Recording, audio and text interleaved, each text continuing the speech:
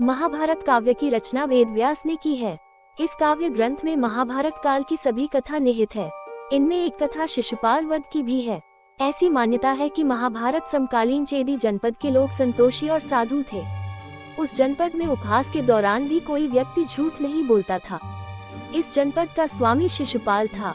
वहीं रिश्ते में शिशुपाल वासुदेव की बहन का पुत्र था। इस रिश्ते से शिशुपाल और भगवान श्री कृष्ण फुफेरे भाई थे। लेकिन क्या आपको पता है कि 100 बार क्षमा कर देने के बावजूद भगवान श्री कृष्ण को शिशुपाल का वध क्यों करना पड़ा था? वासुदेव की बहन के गर्भ से शिशुपाल का जन्म हुआ था। जब उसका जन्म हुआ तो वह बेहद विचित्र दिख रहा था। उस समय शिशुपाल की 3 आंखें और 4 हाथ थे। ये देख चेदी के राजा दम्भोष और उनकी पत्नी चिंतित हो उठे। उस समय उन्होंने शिशुपाल को किसी आश्रम में छोड़ने की बात सोची।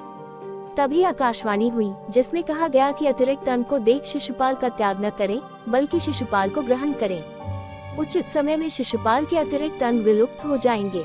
हालांकि जिसकी गोद में बैठने से अंग गायब होंगे, उस व्यक्ति के हाथ से शिशुपाल का वध होगा। कालांतर में शिशुपाल के माता पिता ने शिशुपाल का पालन पोषण किया। एक दिन शिशुपाल आंगन में खेल रहा था। भगवान श्री कृष्ण की नजर शिशुपाल पर पड़ी। उस समय शिशुपाल की शरारत को देख भगवान के मन में स्नेह और करुणा जगी। तभी उन्होंने शिशु को गोद में ले लिया। तभी बड़ा चमत्कार हुआ और शिशुपाल की अतिरिक्त आंख और हाथ गायब हो गए। उसी समय शिशुपाल के माता पिता को आकाशवाणी की याद आई।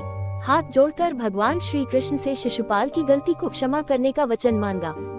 भगवान श्री कृष्ण ने कहा, बुआ, शिशुपाल की 100 गलती क्षमा है, आप चिंतित न हो। भगवान श्री कृष्ण और रुक्मिणी प्रेम प्रसंग में थे। शिशुपाल रुक्मिणी के भाई रुक्म का प्रिय मित्र था और रुक्मिणी से विवाह करना चाहता था। रुक्म भी यही चाहता था, लेकिन रुक्मिणी के माता पिता अपने बेटी का विवाह शिशुपाल की बजाय श्री कृष्ण से करना चाहते थे। ऐसे में रुक्म ने माता पिता की मर्जी के बिना बहन का विवाह शिशुपाल के साथ तय कर दिया और विवाह की तैयारियां शुरू कर दी।